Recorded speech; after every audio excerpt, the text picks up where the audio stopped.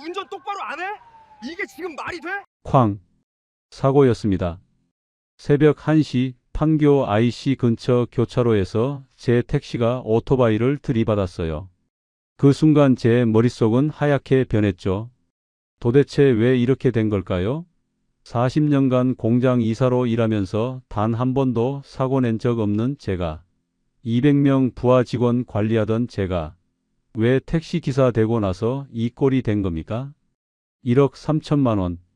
제 퇴직금 절반을 쏟아부었습니다. 개인 택시 면허요. 40년간 교대 근무했으니까 야간 운행쯤이야 문제 없다고 생각했죠. 그게 제 인생 최악의 판단이었습니다. 오늘 제 이야기를 들려드리겠습니다. 안녕하세요. 저는 오대식입니다. 올해로 60살이 되었고 지난 2020년 5월에 40년간 다니던 회사에서 정년퇴직을 했습니다. 제가 다닌 곳은 경기도 평택에 있는 중견 자동차 부품 공장이었어요. 처음엔 말단 생산직으로 시작했지만 성실하게 일한 덕분에 생산이사까지 올라갔습니다. 200여 명의 부하 직원을 관리하며 공장 라인 전체를 책임지는 자리였죠. 퇴직 전날 밤 잠이 오질 않더군요. 창밖으로 보이는 공장 불빛을 보며 40년이라는 시간이 주마등처럼 스쳐 지나갔습니다. 20살 청년이 60의 노인이 되기까지 이 공장은 제 인생 그 자체였어요. 교대 근무가 몸에 밴 저는 밤낮이 바뀌어도 전혀 문제가 없었습니다. 오히려 야간 근무가 더 편할 정도였죠. 3교대를 40년간 해왔으니 체력만큼은 자신이 있었습니다. 퇴직금은 3억 원 정도 받았어요. 적지 않은 금액이었지만 앞으로 20, 30년을 더 살아야 하는데 이것만으로는 부족하다는 생각이 들었습니다. 아내와 상의를 했죠. 아내는 그냥 편하게 살자고 했지만 저는 아직 건강하고 일할 수 있는데 놀고만 있을 수는 없었습니다.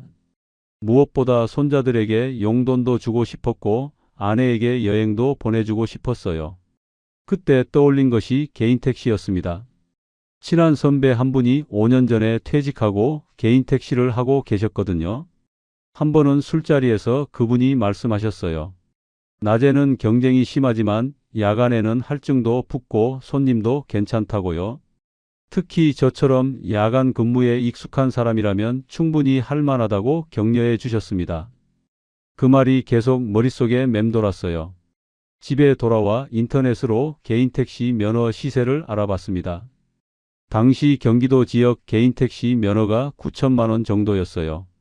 거기에 중형 세단을 새로 사면 3천만 원, 각종 등록비와 보험료 등을 합치면 1억 3천만 원 정도 필요했습니다. 퇴직금의 절반 가까이 되는 금액이었지만 제대로 운행하면 한 달에 300만 원 정도는 벌 수 있다는 계산이 나왔어요. 아내는 처음엔 반대했습니다. 그냥 편하게 쉬면서 살자고요. 하지만 저는 설득했어요. 저는 아직 건강하고 40년간 교대 근무로 단련된 체력이 있으니 걱정 없다고요. 게다가 야간 할증을 받으면 낮보다 효율적으로 벌 수 있고 경쟁도 덜하다고 말했습니다. 무엇보다 제가 일하는 모습을 보고 자란 아이들에게 아버지는 여전히 성실하게 살아간다는 걸 보여주고 싶었어요. 결국 아내도 동의했습니다. 2020년 6월 저는 개인 택시 면허를 구입했어요. 9천만 원을 한꺼번에 송금하는 순간 손이 떨렸습니다. 하지만 두렵기보다는 설레었어요. 새로운 시작이라는 생각에 가슴이 뛰었습니다. 이어서 현대 소나타 신차를 3천만 원에 구입했고 각종 등록 절차를 밟았어요. 보험료만 연간 200만 원이 넘었지만 필요한 투자라고 생각했습니다. 7월 초 모든 준비가 끝났습니다. 번쩍번쩍한 하얀색 택시 앞에 섰을 때의 기분을 잊을 수가 없어요. 40년간 공장 유니폼을 입고 살았는데 이제는 제 차를 가진 사장이 된 기분이었습니다. 물론 개인 택시 기사도 사장이긴 하지만요. 아내가 커피를 타주며 말했어요. 무리하지 말고 건강 챙기면서 하라고요. 저는 웃으며 대답했습니다. 40년 교대 근무한 사람이 뭐가 무리겠냐고요. 그날 밤 저는 제 인생의 새로운 장을 열었습니다. 핸들을 잡은 손에서 땀이 났지만 설렘이 더 컸습니다. 공장 이사에서 택시기사로 제 인생의 이모작이 시작되는 순간이었어요. 그때만 해도 저는 이 선택이 제 인생 최악의 결정이 될 줄은 전혀 몰랐습니다. 첫 운행을 시작한 날, 저는 오후 9시에 집을 나섰습니다. 야간 할증 시간대를 최대한 활용하려는 전략이었어요. 공장에서 야간 근무할 때는 보통 저녁 6시에 출근해서 새벽 6시에 퇴근했으니 이 정도 시간은 제게 전혀 문제가 되지 않았습니다. 오히려 익숙했죠. 첫 손님은 수원역 앞에서 태웠어요. 40대 초반으로 보이는 남자 직장인이었습니다. 목적지는 용인수지였고 요금은 23,000원 정도 나왔어요. 야간 할증이 붙어서 실제로는 27,000원 정도 받았습니다.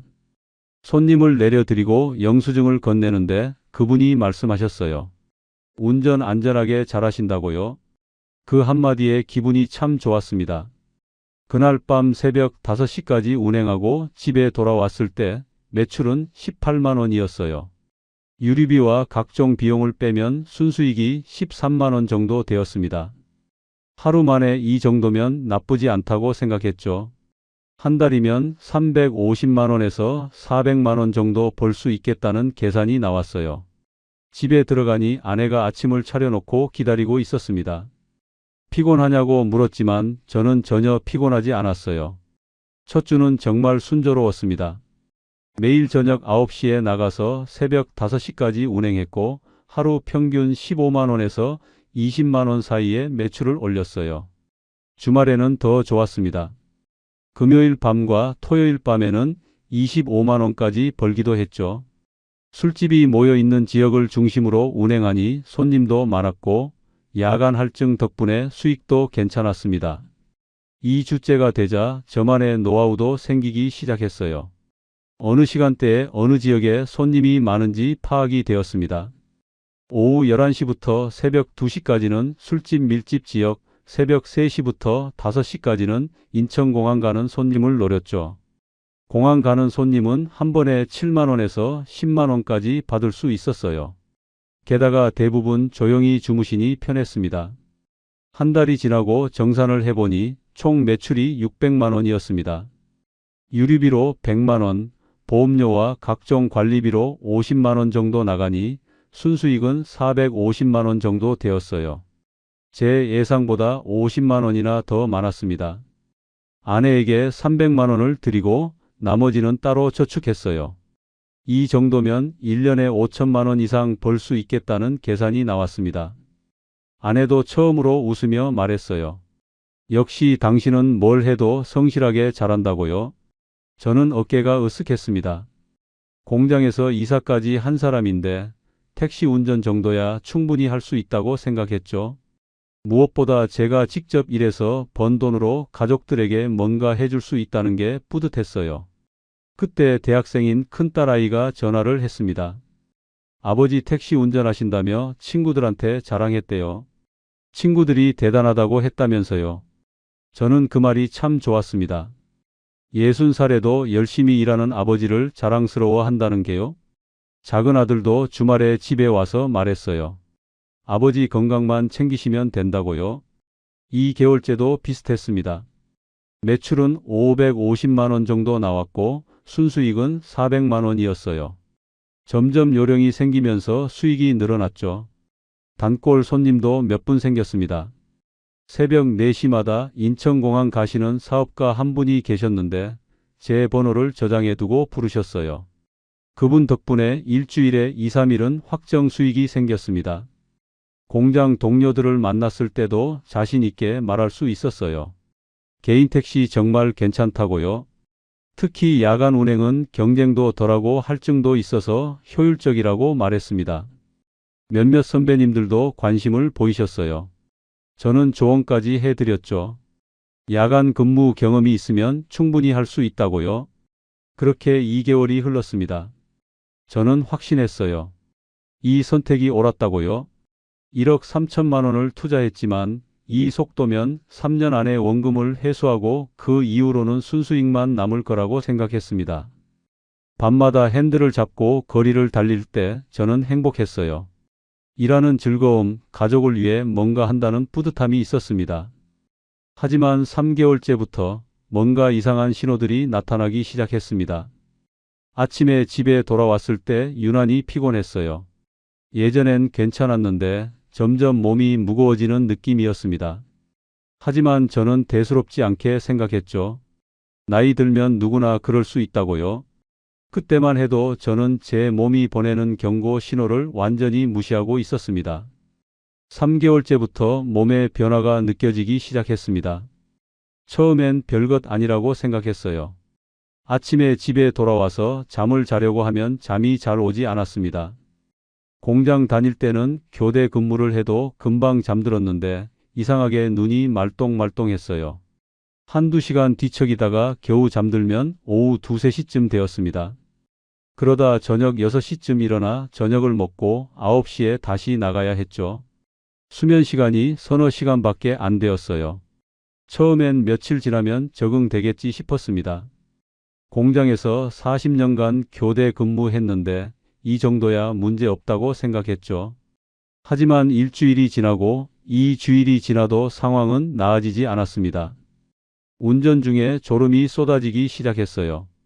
새벽 4시쯤 되면 눈꺼풀이 무거워지면서 정신이 몽롱해졌습니다. 고속도로를 달릴 때 특히 심했죠. 인천공항 가는 손님을 태우고 가다가 깜빡 졸았던 적도 있었어요. 다행히 사고는 나지 않았지만 식은땀이 났습니다. 손님은 뒷자리에서 주무시고 계셨고 제가 순간적으로 졸았다는 걸 모르셨어요. 그날 이후로 불안감이 생겼습니다. 운전 중에 또 졸면 어쩌나 하는 걱정이 들었어요. 커피를 마시고 껌을 씹고 창문을 열어 찬바람을 쐬면서 버텼습니다. 하지만 근본적인 해결책은 아니었죠. 몸은 점점 더 피곤해졌고 집중력도 떨어졌어요. 내비게이션이 알려주는 길을 놓치는 일도 잦아졌습니다. 아내가 눈치챘어요. 제 얼굴이 많이 야위었다면서 병원에 가보라고 했습니다. 저는 괜찮다고 했죠. 그냥 조금 피곤할 뿐이라고요. 하지만 거울을 보니 정말 제 얼굴이 아니었어요. 눈 밑에 다크서클이 생기고 피부는 푸석푸석해졌습니다. 4개월 만에 체중도 5kg 가까이 빠졌어요. 수입도 문제였습니다. 3개월째까지는 한 달에 400만 원 이상 벌었는데 4개월째부터는 300만 원으로 떨어졌어요. 졸음 때문에 새벽 시간대 운행을 줄였거든요. 가장 수익이 좋은 시간대를 포기하니 당연히 매출이 줄었습니다. 그렇다고 낮 시간에 운행할 수도 없었어요. 낮에는 잠을 자야 했으니까요.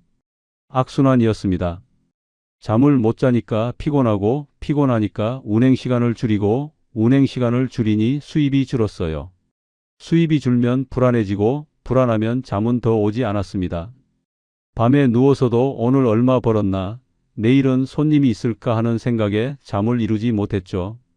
5개월째가 되자 또 다른 문제가 생겼습니다. 손님들 때문이었어요. 야간에는 주로 술 드신 분들을 태우는데 가끔 정말 힘든 손님들이 있었습니다. 차 안에서 큰 소리로 전화하는 사람, 토할 것 같다고 하면서도 미리 말하지 않는 사람, 목적지를 자꾸 바꾸는 사람까지요. 어느 날 새벽 1시쯤 20, 30대로 보이는 젊은 남자를 태웠어요. 술에 많이 취한 상태였습니다. 그 손님이 뒷자리에 앉자마자 말했어요. 기사님 빨리빨리 가세요. 저는 공손하게 대답했습니다. 안전하게 모시겠다고요? 그랬더니 그 손님이 버럭 소리를 질렀어요. 뭐가 안전해? 그냥 빨리 가라고요. 참았습니다. 손님이니까요. 하지만 마음이 편치 않았어요. 공장에서는 200명의 부하 직원을 관리했습니다. 다들 저를 이사님이라 부르며 존중해줬죠. 그런데 지금은 저보다 30살은 어린 취객한테 반말을 듣고 있었어요. 자존심이 상했습니다. 목적지에 도착해서 요금을 받으려는데 그 손님이 카드를 던지듯이 건넸어요. 말도 없이요. 저는 카드를 받아 결제했고 영수증을 건넸습니다. 그랬더니 그 손님이 중얼거렸어요. 요즘 택시 기사들 서비스가 왜 이래? 그 말을 듣는 순간 참았던 감정이 폭발할 것 같았습니다. 하지만 꾹 눌렀어요. 손님이 내리고 차 문이 닫힌 후 저는 한동안 핸들을 잡고 있었습니다. 손이 떨렸어요. 분노인지 서러움인지 알 수 없는 감정이 북받쳤습니다. 예순 평생 이렇게 무시당해 본 적이 없었거든요. 그날 밤 집에 돌아와서 잠을 청했지만 그 손님의 말투가 계속 귓가에 맴돌았습니다. 다음 날도 그 다음 날도 비슷한 일들이 이어졌어요.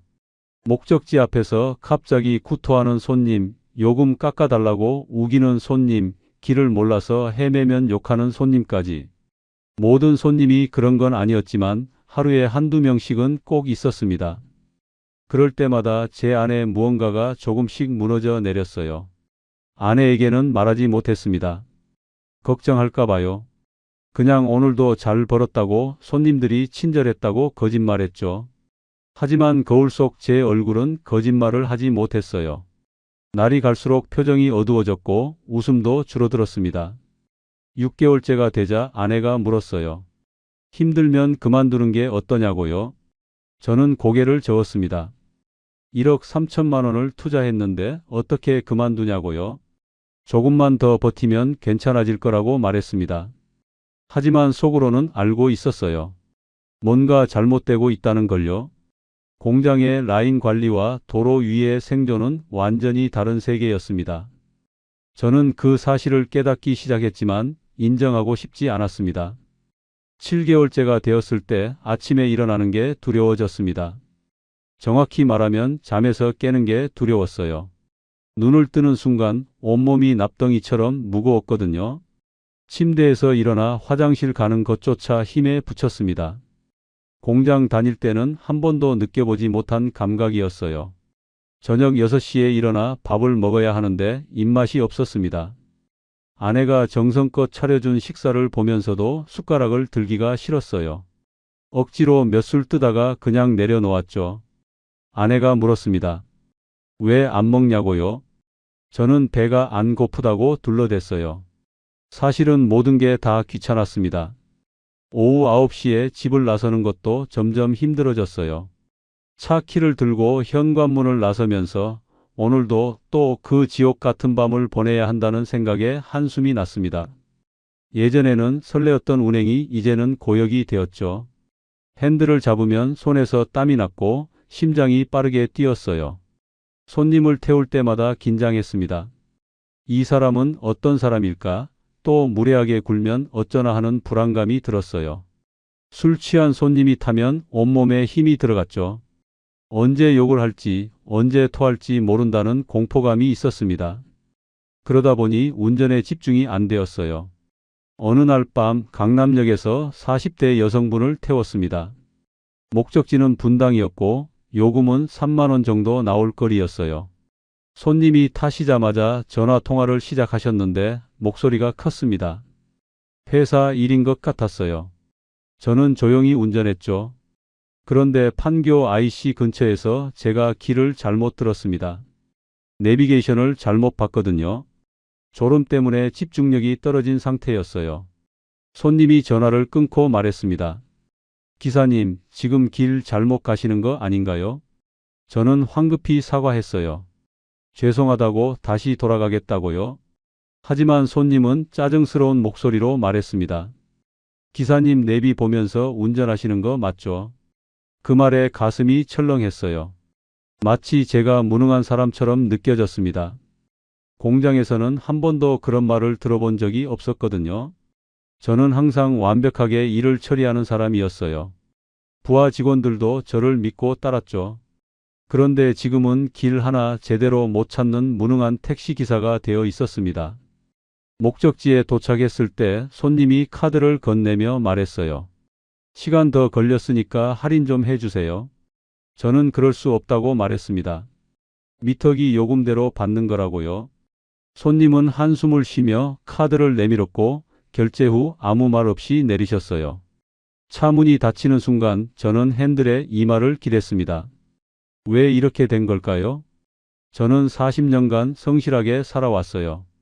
공장에서 말단 직원으로 시작해서 이사까지 올랐습니다. 누구보다 책임감 있게 일했고 실수도 거의 하지 않았죠. 그런데 지금은 손님 한 명 제대로 모시지 못하고 길도 헤매고 무시당하고 있었습니다. 그날 밤 집에 돌아와서 거울을 봤어요. 낯선 사람이 보였습니다. 눈은 푹 꺼져 있었고 입가는 축 처져 있었어요. 웃어보려고 했지만 얼굴 근육이 굳어서 잘 안 되더군요. 언제부터 웃지 않았을까요? 생각해보니 한 달 넘게 제대로 웃어본 적이 없었어요. 아내가 방문을 두드렸습니다. 들어와도 되냐고요? 저는 괜찮다고 했어요. 아내가 들어와서 제 옆에 앉았습니다. 그리고 조용히 말했어요. 여보, 우리 그만하면 안 될까요? 당신 요즘 너무 힘들어 보여요. 저는 고개를 저었습니다. 아직 원금도 못 건졌는데 어떻게 그만두냐고요? 하지만 속으로는 알고 있었어요. 이미 한계에 다다랐다는 걸요. 밤마다 운전대를 잡을 때마다 두려움이 밀려왔고 손님을 태울 때마다 불안했습니다. 새벽이 되면 졸음과 싸워야 했고 집에 돌아오면 우울함에 잠겼어요. 이게 정상적인 삶은 아니었습니다. 8개월째 되던 어느 날 저는 처음으로 운행을 쉬었어요. 저녁에 차 키를 들었다가 그냥 내려놓았습니다. 오늘은 도저히 나갈 수가 없었거든요. 온몸에 힘이 하나도 없었고 머릿속은 텅 비어 있는 것 같았어요. 아내에게 말했습니다. 오늘은 좀 쉬어야 할 것 같다고요. 아내는 아무 말도 하지 않았습니다. 그냥 제 손을 잡아주었어요. 그 따뜻한 손길에 눈물이 날 것 같았습니다. 저는 꾹 참았죠. 60살 남자가 우는 건 창피하다고 생각했으니까요. 하지만 가슴속 깊은 곳에서 무언가가 무너지는 소리가 들렸습니다. 그날 밤 저는 인터넷을 검색했어요. 우울증 증상이라고요. 화면에 뜬 글들을 읽으면서 소름이 돋았습니다. 불면증, 식욕 저하, 무기력감, 흥미 상실, 자존감 저하. 모두 제가 겪고 있는 증상들이었어요. 설마 제가 우울증일까요? 40년간 공장 생활을 견뎌낸 제가요. 하지만 부정할 수 없었습니다. 저는 아팠어요. 몸도 아팠지만 마음이 더 아팠습니다. 공장 이사에서 택시기사로 존중받던 사람에서 무시당하는 사람으로 자신감 넘치던 사람에서 불안에 떠는 사람으로 변해가고 있었어요. 그리고 그 변화를 막을 수 없다는 무력감이 저를 짓눌렀습니다. 9개월째가 되었을 때 저는 더 이상 예전의 오대식이 아니었습니다. 거울을 볼 때마다 낯선 사람이 보였어요. 체중은 10kg 가까이 빠졌고 머리카락도 많이 빠졌습니다. 아내는 더 이상 아무 말도 하지 않았어요. 그냥 조용히 지켜볼 뿐이었죠. 수입도 계속 줄어들었습니다. 한 달에 250만 원 정도밖에 못 벌었어요. 처음 시작할 때의 절반 수준이었죠. 운행 시간도 줄이고 집중력도 떨어지니 당연한 결과였습니다. 하지만 그만둘 수는 없었어요. 1억 3천만 원을 투자했는데 지금 그만두면 그 돈이 다 물거품이 되는 거잖아요. 그날도 평소처럼 저녁 9시에 집을 나섰습니다. 2021년 4월 15일 목요일이었어요. 날씨는 쌀쌀했고 밤하늘에는 별이 하나도 보이지 않았습니다. 뭔가 불길한 예감이 들었지만 무시했어요. 요즘 매일 그런 기분이었으니까요. 첫 손님은 수원역에서 태웠습니다. 50대 남자분이었고 목적지는 용인 기흥이었어요. 조용한 분이셔서 편하게 운전할 수 있었죠. 요금 3만 5천 원을 받고 다음 손님을 찾았습니다. 시계를 보니 밤 11시였어요. 이제부터가 진짜 장사 시간이었습니다. 자정쯤 되어 강남역 근처에서 30대 남자 2명을 태웠어요. 술을 꽤 드신 것 같았습니다. 목적지는 분당이었고 둘은 뒷좌석에서 큰 소리로 떠들었죠. 저는 신경 쓰지 않으려고 했어요. 그냥 빨리 목적지에 데려다 주고 싶었습니다. 그런데 경부고속도로에 진입하자마자 졸음이 몰려왔어요. 갑자기 눈꺼풀이 무거워지면서 정신이 흐릿해졌습니다. 아차 싶어서 눈을 크게 떴지만 이미 차는 중앙선을 조금 넘어가고 있었어요. 황급히 핸들을 꺾었죠. 다행히 반대편에서 오는 차는 없었습니다. 식은땀이 흘렀어요.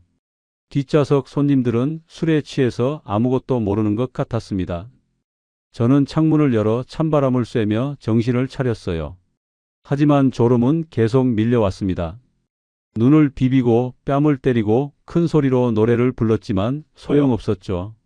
판교 IC를 빠져나와 시내도로로 접어들었을 때였습니다. 신호등이 빨간불이어서 차를 세웠어요. 그때 잠깐, 정말 잠깐 눈을 감았습니다. 1초도 안 되었을 거예요. 그런데 뒤에서 경적 소리가 들렸습니다. 눈을 떠보니 신호가 이미 초록불로 바뀌어 있었어요. 당황해서 급하게 출발했습니다. 그런데 제가 미처 보지 못한 게 있었어요. 왼쪽에서 오던 오토바이였습니다. 아마 신호를 무시하고 달려온 것 같았어요. 하지만 제가 제대로 확인하지 않은 것도 사실이었죠.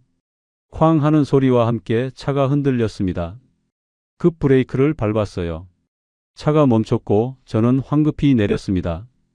오토바이는 넘어져 있었고 배달원으로 보이는 20대 청년이 바닥에 쓰러져 있었어요. 다행히 헬멧을 쓰고 있어서 머리는 괜찮은 것 같았습니다. 청년이 일어나면서 소리쳤어요. 뭐 하는 거냐고요? 저는 사과했습니다. 죄송하다고 제가 확인을 제대로 못했다고요. 하지만 그 청년은 화가 나 있었어요. 오토바이를 일으켜 세우면서 욕을 했습니다. 뒷좌석에 있던 손님 둘이 내려왔고 구경하는 사람들도 모여들었어요. 저는 그 순간 땅이 꺼지는 것 같았습니다. 경찰이 출동했고 보험사에 연락했습니다. 다행히 청년은 큰 부상은 없었어요. 병원에 가서 검사를 받았고 찰과상과 타박상 정도였습니다. 하지만 오토바이는 많이 파손되었죠. 제 차도 앞 범퍼와 헤드라이트가 깨졌어요. 사고 처리를 마치고 집에 돌아온 건 새벽 5시였습니다. 온몸에 힘이 하나도 없었어요. 아내가 깜짝 놀라며 물었습니다. 무슨 일이냐고요? 저는 사고가 났다고, 사람은 다치지 않았다고 말했죠. 아내의 얼굴이 하얗게 질렸어요. 다음 날 보험사에서 연락이 왔습니다. 제 과실이 70%라고 했어요. 오토바이도 신호 위반이 있어서 30% 과실이 인정되었지만 대부분 제 책임이었습니다. 상대방 치료비와 오토바이 수리비, 제 차 수리비를 합치면 500만 원 정도 나온다고 했어요. 더 큰 문제는 보험료였습니다. 다음 달부터 보험료가 2배로 오른다고 했어요. 지금도 한 달에 20만 원 내는데 40만 원으로 오르는 거였죠. 1년이면 240만 원 더 내야 했습니다. 게다가 3년 동안 무사고를 유지해야 원래 보험료로 돌아간다고 했어요. 계산을 해봤습니다. 지금 한 달 수입이 250만 원인데 보험료가 20만 원 오르면 순수익은 200만 원 정도밖에 안 남아요. 게다가 차 수리비 500만 원도 내야 했죠. 머리가 하얘졌습니다. 이러다가 정말 원금 회수는커녕 빚만 늘어나는 거 아닌가요? 무엇보다 무서웠던 건 졸음운전이었습니다. 제가 졸음운전을 했다는 사실이요. 사고 순간이 계속 머릿속에 재생되었어요. 만약 그때 반대편에서 차가 오고 있었다면 어떻게 되었을까요? 만약 오토바이 운전자가 헬멧을 쓰지 않았다면요? 상상만 해도 끔찍했습니다. 그날 밤부터 운전이 두려워졌어요. 차 키를 들면 손이 떨렸고 핸들을 잡으면 심장이 빨리 뛰었습니다. 도로에 나가면 온갖 상상이 다 들었어요. 저기서 차가 튀어나오면 어쩌나, 신호를 못 보면 어쩌나, 또 졸음이 오면 어쩌나. 공포였습니다. 일주일 동안 운행을 못했어요. 차는 수리소에 맡겨져 있었고 저는 집에서 멍하니 지냈습니다. 아내는 이제 그만두자고 했어요. 돈보다 당신 건강이 중요하다고요. 하지만 저는 결정을 내리지 못했습니다. 1억 3천만 원이라는 돈이 머릿속을 떠나지 않았거든요. 9개월간 번 돈은 총 3천만 원 정도였어요. 투자금의 4분의 1도 안 되는 금액이었죠. 지금 그만두면 1억 원을 날리는 겁니다. 하지만 계속하면 제 건강을 날리는 거였어요. 선택의 기로에 섰지만 저는 답을 찾을 수가 없었습니다. 차 수리가 끝나고 일주일 만에 다시 운행을 시작했습니다. 하지만 예전의 저는 아니었어요. 핸들을 잡는 순간부터 온몸에 긴장이 돌았습니다. 심장은 빠르게 뛰었고 손바닥에서는 땀이 흘렀어요. 후방 거울을 몇 초마다 한 번씩 확인했고 옆 차선의 차들이 조금만 가까이 와도 움찔했습니다. 첫 손님을 태우는데 손이 떨렸어요. 출발할 때 기어를 한 번에 넣지 못했습니다. 손님이 이상하게 쳐다봤죠. 저는 황급히 사과하고 출발했어요. 속도는 최대한 천천히 냈습니다. 제한 속도보다 10km는 느리게 달렸어요. 뒤에서 경적을 울려도 신경 쓰지 않았습니다. 교차로를 지날 때마다 공포가 엄습했어요. 사고가 났던 그 장면이 자꾸만 떠올랐습니다. 초록불이어도 한참을 기다렸다가 출발했죠. 좌회전할 때는 더 심했어요. 혹시 오토바이가 튀어나올까봐 목을 길게 빼고 확인하고 또 확인했습니다. 손님들이 답답해하는 게 느껴졌지만 어쩔 수 없었어요. 그날 밤 5시간 운행하고 번 돈은 6만 원이었습니다. 예전 같으면 15만 원은 벌었을 시간이었어요. 절반도 안 되는 수입이었죠. 이렇게 해서는 도저히 생계를 유지할 수가 없었습니다. 하지만 속도를 올릴 수도 공격적으로 손님을 찾을 수도 없었어요. 운전 자체가 너무 무서웠으니까요. 이틀째 되던 날 손님이 불평했습니다. 왜 이렇게 천천히 가냐고요? 급한 약속이 있다면서 빨리 가달라고 했어요. 저는 최선을 다하고 있다고 말했지만 손님은 계속 재촉했습니다. 압박감이 느껴졌어요. 어쩔 수 없이 속도를 조금 올렸죠. 그런데 앞차가 갑자기 브레이크를 밟았습니다. 저도 급 브레이크를 밟았어요. 차는 멈췄지만 제 심장은 터질 것 같았습니다. 숨이 막히고 손은 떨렸어요. 손님이 놀라서 물었습니다. 괜찮냐고요? 저는 괜찮다고 했지만 괜찮지 않았어요. 과호흡이 왔습니다. 숨을 쉬려고 해도 공기가 들어오지 않는 것 같았죠. 겨우 진정하고 손님을 목적지에 내려드렸습니다. 그리고 차를 길가에 세웠어요. 한참을 그렇게 앉아 있었습니다. 이건 아니다. 이렇게는 못한다는 생각이 들었어요. 하지만 그렇다고 포기할 수도 없었습니다. 1억 3천만 원이라는 돈이 저를 올가매고 있었어요. 집에 돌아와서 아내에게 말했습니다. 병원에 가보려고 한다고요? 정신과 말입니다. 아내는 놀라지 않았어요. 오히려 진작 갔어야 했다고 말했죠. 다음 날 저는 처음으로 정신과 문을 두드렸습니다. 60평생 살면서 정신과는 저와 상관없는 곳이라고 생각했는데 제가 그곳 진료실에 앉아 있었어요. 의사 선생님은 친절했습니다. 제 이야기를 들어주셨어요. 택시 일을 시작한 것, 수면 패턴이 무너진 것, 우울해진 것, 사고를 낸 것, 운전이 무서워진 것까지 다 말했습니다. 선생님은 고개를 끄덕이며 들어주셨고 몇 가지 질문을 하셨어요. 진단은 중등도 우울증과 불안장애였습니다. 그리고 외상 후 스트레스 증상도 있다고 했어요. 사고 이후로 생긴 거라고요. 약을 처방해 주셨습니다. 항우울제와 항불안제였죠. 선생님은 말씀하셨어요. 지금 하시는 일이 당신에게 맞지 않는 것 같다고요. 건강을 위해서라도 다른 길을 고민해 보시라고요. 귀가하는 길에 약국에서 약을 받았습니다. 작은 봉투 안에 든 알약들을 보면서 한숨이 나왔어요. 내가 이렇게까지 됐구나. 40년간 건강하게 살아온 제가 이제는 약을 먹어야 하는 사람이 되었습니다. 자존심이 상했지만 어쩔 수 없었어요. 약을 먹기 시작한 지 2주일쯤 지나자 조금 나아졌습니다. 잠은 좀 더 잘 오게 되었고 불안감도 조금 줄었어요. 하지만 운전에 대한 공포는 여전했습니다. 핸들을 잡으면 여전히 손이 떨렸고 교차로만 지나면 심장이 뛰었어요. 약으로는 근본적인 해결이 안 되었습니다. 한 달간 억지로 운행을 했지만 수입은 한 달에 150만 원도 안 되었어요. 보험료 40만 원, 유류비 60만 원, 차량 유지비 20만 원을 빼면 순수익은 30만 원밖에 남지 않았습니다. 이건 장사가 아니었어요. 그냥 돈을 까먹는 거였죠. 어느 날 밤 저는 운행 중에 갑자기 차를 세웠습니다. 한강변 주차장이었어요. 핸들을 잡고 한참을 앉아 있었죠. 강물을 보면서 생각했어요. 왜 이렇게 된 걸까? 뭐가 잘못된 걸까? 40년간 성실하게 살았는데 왜 이렇게 무너지는 걸까? 눈물이 났습니다. 60살 남자가 차 안에서 혼자 울고 있었어요. 부끄러웠지만 멈출 수가 없었습니다. 그동안 참았던 모든 감정이 한꺼번에 쏟아져 나왔어요. 분노, 슬픔, 후회, 자책감, 두려움까지. 한참을 울고 나니 조금 후련해졌습니다. 집에 돌아와서 결심했어요. 이제 그만해야겠다고요. 더 이상은 못하겠다고. 1억 3천만 원이 아깝지만 제 건강과 정신이 더 중요하다고 생각했습니다. 아내에게 말했어요. 택시 그만하겠다고요. 아내는 아무 말 없이 저를 안아주었습니다.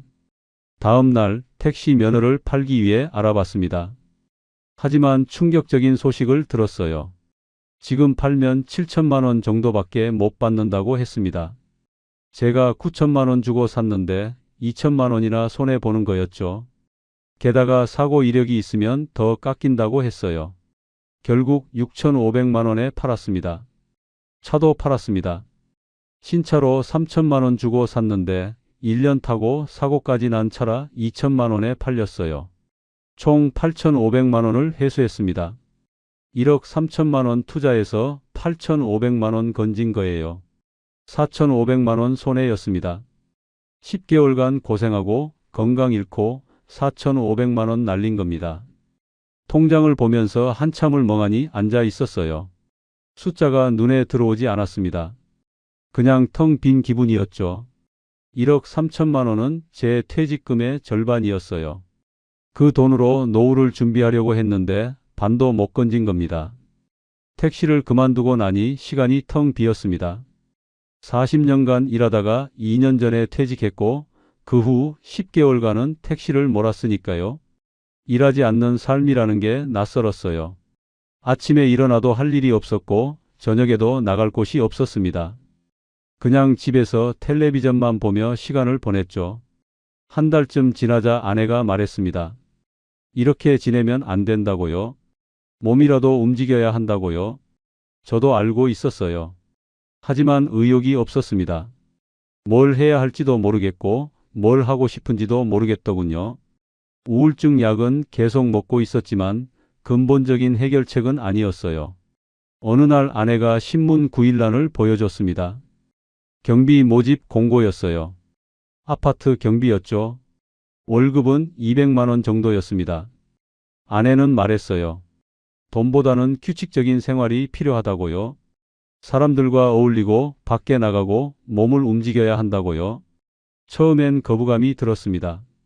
생산이사까지 했던 제가 아파트 경비라니요. 자존심이 상했어요. 하지만 현실은 달랐습니다. 61살에 다시 취직하기란 쉽지 않았죠. 게다가 건강도 안 좋은 상태였고요. 고민 끝에 지원했습니다. 다행히 합격했어요. 2021년 7월부터 아파트 경비로 일하기 시작했습니다. 오전 8시부터 오후 8시까지 이틀 일하고 하루 쉬는 시스템이었어요. 주간 근무만 했습니다. 야간은 절대 안 한다고 조건을 걸었거든요. 다시는 밤에 일하고 싶지 않았어요. 첫날은 어색했습니다. 경비실에 앉아서 출입하는 차량을 확인하고 택배를 받고 주민들 민원을 처리했어요. 단순한 일이었죠. 공장에서 200명을 관리하던 것과는 차원이 다른 일이었습니다. 하지만 나쁘지 않았어요. 복잡하게 생각할 필요가 없었으니까요. 함께 일하는 경비 아저씨들은 대부분 저보다 나이가 많았습니다. 65살, 70살도 계셨어요. 다들 비슷한 처지였죠. 퇴직 후 생활비 벌러 나온 사람들이었어요. 처음엔 써먹했지만 시간이 지나면서 정이 들었습니다. 점심시간에 같이 밥 먹으면서 이런저런 이야기를 나눴어요. 한 달쯤 지나자 몸에 변화가 느껴졌습니다. 규칙적인 생활을 하니 잠도 잘 오기 시작했어요. 아침 6시에 일어나서 출근 준비를 하고 저녁 9시에 잠자리에 들었습니다. 낮에 햇빛도 쬐고 사람들과 대화도 하니 우울감도 조금씩 줄어들었죠. 주민들 중에는 친절한 분들도 많았어요. 명절 때 떡을 갖다 주시는 분, 과일을 나눠 주시는 분도 계셨습니다. 물론 무례한 분들도 있었죠. 반말하고 함부로 대하는 사람들이요. 하지만 택시 손님들보다는 나았어요. 최소한 저를 위험에 빠뜨리진 않았으니까요. 3개월쯤 지나자 제 안에 무언가가 조금씩 회복되는 느낌이었습니다. 아침에 일어날 때 두렵지 않았어요. 출근할 때 손이 떨리지도 않았죠. 그냥 평범한 하루였습니다. 그 평범함이 얼마나 소중한지 새삼 깨달았어요. 월급 200만 원으로는 예전처럼 살 수 없었습니다. 아내와 상의해서 생활비를 줄였어요. 외식도 거의 안 하고 불필요한 지출도 최대한 줄였죠. 손자들에게 용돈 주는 것도 예전만큼은 못했습니다. 하지만 괜찮았어요. 건강하게 사는 게 더 중요했으니까요. 큰딸아이가 한 번은 물었습니다. 아버지, 경비 일 힘들지 않냐고요? 저는 웃으며 대답했어요. 전혀 안 힘들다고요. 오히려 마음이 편하다고요. 딸아이는 이해하지 못하는 표정이었지만 저는 진심이었습니다. 택시 핸들 잡을 때보다 100배는 편했거든요. 1년이 지났습니다. 2022년 7월 저는 경비 일을 시작한 지 만 1년이 되었어요. 그동안 번 돈은 2,400만 원 정도였습니다. 택시로 10개월 동안 번 것보다 조금 적었지만 몸도 마음도 훨씬 건강했어요. 우울증 약도 6개월 전에 끊었습니다. 어느 날 경비실에 앉아서 밖을 바라봤어요. 아이들이 뛰어놀고 주민들이 산책하고 평화로운 풍경이었습니다. 문득 생각했죠.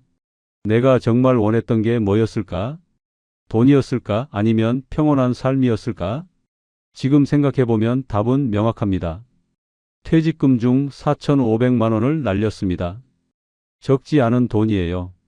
그 돈이면 아내와 여행도 가고 손주들에게 용돈도 주고 여유롭게 살 수 있었을 겁니다. 하지만 그것보다 더 큰 걸 잃을 뻔했어요.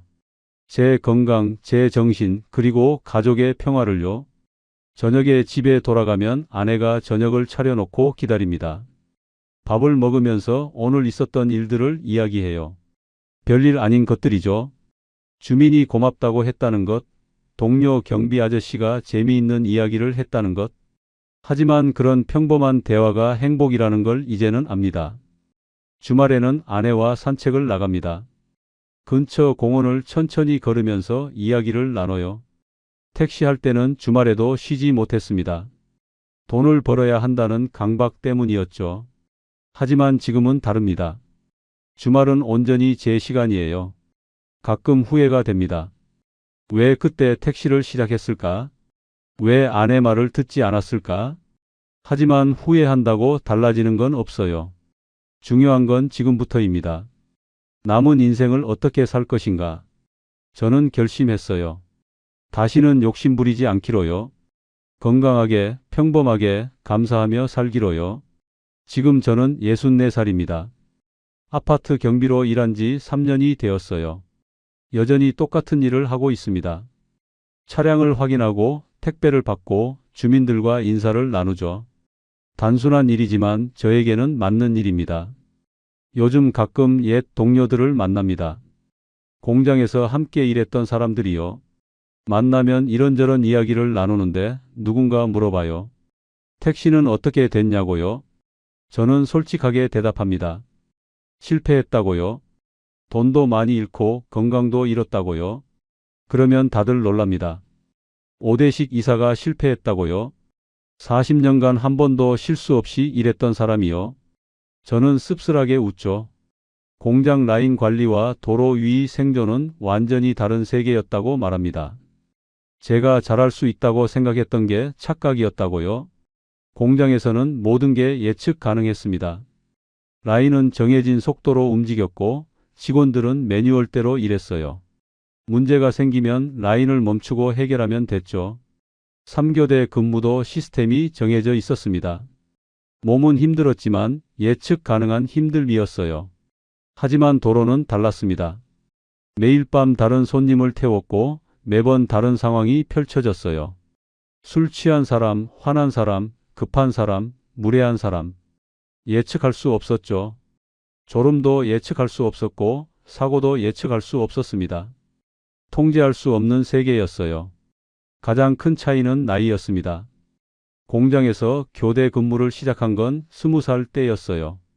젊은 몸은 웬만한 것도 견뎠습니다. 40년간 그렇게 일할 수 있었던 건 젊음이 쌓아 올린 체력 덕분이었죠. 하지만 60살의 몸은 달랐습니다. 회복력도 떨어지고 적응력도 떨어졌어요. 무엇보다 자존감의 문제였습니다. 공장에서는 이사였어요. 사람들이 저를 존중했고 제 말에 귀 기울였죠. 그런데 택시에서는 그냥 기사였습니다. 무시당하고 반말 듣고 함부로 대해지는 사람이었어요. 그 낙차를 견디기가 너무 힘들었습니다. 지금 생각해보면 제 판단이 틀렸어요. 40년 교대 근무 경험이 있으니까 야간 택시를 할 수 있다고 생각했죠. 하지만 그건 착각이었습니다. 공장의 교대 근무와 도로의 야간 운행은 완전히 다른 것이었어요. 같은 밤샘 일이라도 환경이 다르고 스트레스가 달랐습니다. 또 하나 놓친 게 있었어요. 효율성의 함정이었습니다. 야간은 할증이 붙으니까 효율적이라고 생각했죠. 낮보다 적게 일하고 많이 번다고요. 하지만 그건 제 몸이 견딜 수 있을 때의 이야기였습니다. 몸이 무너지면 아무리 효율적인 시스템도 소용없어요. 1억 3천만 원 중 4,500만 원을 잃었습니다. 10개월간 악정고투했지만 결국 실패했어요. 그 돈으로 뭘 할 수 있었을까요? 아내와 해외여행도 가고 손주들 학원비도 대주고 여유롭게 살 수 있었을 겁니다. 하지만 후회한들 돌아오지 않습니다. 대신 배웠습니다. 경험이 항상 자산은 아니라는 것을요. 제가 공장에서 쌓은 40년 경험은 공장에서만 유효했어요. 도로 위에서는 신입과 다를 바 없었습니다. 아니, 신입보다 못했죠. 젊은 사람은 적응이라도 빨랐을 테니까요. 또 배웠습니다. 돈보다 중요한 게 있다는 것을요. 건강, 평화, 가족의 웃음. 택시를 하면서 그 모든 걸 잃을 뻔했어요. 다행히 때 맞춰 손을 뗐습니다. 조금만 더 버텼으면 정말 돌이킬 수 없는 지경까지 갔을 거예요. 경비 일을 하면서 알게 된 게 있습니다. 단순한 일도 의미가 있다는 것이요. 주민들이 안전하게 지낼 수 있도록 돕고 택배를 제때 전달하고 아이들이 안전하게 놀 수 있게 지켜주는 것. 이것도 누군가는 해야 할 소중한 일이에요. 월급은 택시할 때보다 적습니다. 하지만 잃는 것도 없어요. 건강을 잃지 않고 정신을 잃지 않고 가족과의 시간을 잃지 않습니다. 계산해보면 오히려 남는 장사죠. 돈으로 환산할 수 없는 것들을 지키고 있으니까요. 요즘 아내가 말합니다. 표정이 많이 밝아졌다고요? 예전처럼 웃는다고요? 저도 느껴요. 아침에 일어날 때 마음이 가볍습니다. 출근길이 두렵지 않고 하루를 시작하는 게 괜찮아요. 이런 평범한 일상이 얼마나 귀한 건지 이제는 압니다. 손주들이 가끔 놀러 와요. 예전에는 용돈을 많이 줬는데 이제는 10,000원씩밖에 못 줍니다. 미안한 마음이 들죠. 하지만 손주들은 개의치 않아요. 할아버지가 건강한 게 제일 좋다고 말해줍니다. 그 말에 눈시울이 붉어졌어요. 만약 시간을 되돌릴 수 있다면 어떻게 할까요? 택시를 시작하지 않을 거예요. 퇴직금 3억 원을 그대로 두고 적당한 일자리를 찾았을 겁니다. 경비든 관리든 뭐든 제 나이와 체력에 맞는 일을요. 그랬다면 4,500만 원도 잃지 않았을 테고 고통스러운 10개월도 없었을 겁니다. 하지만 시간은 되돌릴 수 없어요. 중요한 건 지금부터입니다. 저는 남은 인생을 현명하게 살려고 해요. 욕심 부리지 않고 제 분수를 알고 감사하며 살려고요. 작은 행복에 만족하고 가족과 함께하는 시간을 소중히 여기려고 합니다. 경비실 창문으로 보이는 하늘이 참 푸릅니다. 오늘도 주민들이 인사를 건네고 아이들이 웃으며 뛰어다니네요. 저는 이 평범한 풍경 속에서 제 자리를 찾았습니다. 화려하지 않지만 안정적이고 대단하지 않지만 의미 있는 자리요. 누군가 저에게 묻는다면 이렇게 말하고 싶어요. 공장의 라인 관리와 도로의 생존 경쟁은 차원이 다르다고요. 경험이 항상 통하는 건 아니라고요. 나이와 체력을 무시하면 안 된다고요.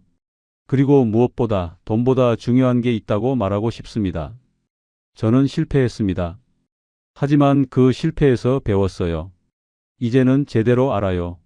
성공이 뭔지, 행복이 뭔지요. 통장 잔고가 아니라 아침에 눈 뜰 때의 마음, 저녁에 집에 돌아갈 때의 평화, 가족과 나누는 웃음. 그게 진짜 성공이고 행복입니다. 64살, 아파트 경비 5대씩. 이게 지금 제 이름입니다. 부끄럽지 않아요. 오히려 당당합니다. 제 자리에서 최선을 다하고 있으니까요. 그리고 무엇보다 제가 저를 잃지 않았으니까요. 그것만으로도 충분합니다.